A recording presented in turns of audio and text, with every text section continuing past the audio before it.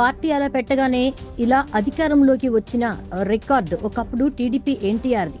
అయితే ఇప్పుడు వైసీపీ జగన్ది కూడా అట్లాంటిది. మొదట్లో ప్రతిపక్ష నాయకుడిగా, ఆ తర్వాత అధికార పక్ష నాయకుడిగా ఆయన ప్రజల్లో ఉన్నారు. అలాగే వైసీపీ మీదే ఇంకో రికార్డు కూడా ఉంది. కేవలం 11 స్థానాలకు మాత్రమే పరిమితమైన రికార్డు కూడా ఆయనదే. అయితే ఇప్పుడు జగన్ వ్యూహాత్మక ఎత్తుగడలు వేసే పనిలో ఉన్నారు. అటు బీజేపీకి, ఇటు కాంగ్రెస్ కి సందేశాలు ఇస్తున్నారు. ఢిల్లీలో జగన్ చేసిన ప్రొటెస్ట్ లో పాల్గొనడానికి చాలా మంది వచ్చారు. అందులో ఇండియా కూటమి వాళ్లే ఎక్కువగా ఉన్నారు. ఇక్కడ ఆయన బీజేపీకి ఒక సంకేతం ఇచ్చారు. ఒకవేళ తనను ఇబ్బంది పెట్టాలని చూస్తే ఇండియా కూటమికి వెళతాను అని ఆయన ఇండైరెక్ట్ గా చెప్పారు. ఎందుకంటే జగన్ కాంగ్రెస్ కి శత్రువు కాబట్టి కాంగ్రెస్ శత్రువులు ఎవరైనా సరే బీజేపీ వదులుకోదు. అలా అని బీజేపీ వాళ్ళని ఆహ్వానిస్తుంది కానీ వెంట పెట్టుకోదు. అంటే టీడీపీ ఇంతకు ముందు కాంగ్రెస్ తో కలిసి నడిచింది కాబట్టి అప్పట్లో బీజేపీ పొత్తు పెట్టుకోలేదు. కానీ చివరకరలో కాంగ్రెస్ తో పొత్తు లేకపోయేసరికి బీజేపీ టీడీపీతో పొత్తు పెట్టుకుంది. ఇక కాంగ్రెస్ పార్టీ విషయానికి వస్తే ఎందుకు తనకు సపోర్ట్ చేయలేదు అంటూ రాహుల్ గాంధీ వైసీపీని అడిగింది. అయితే జగన్ చెప్తోంది ఒక్కటే, తాను ఎవరికీ ఫేవర్ కాదు, తన పని తనదే. తటస్థంగా ఎవరితో పొత్తు లేకుండా ఉన్నా కాబట్టి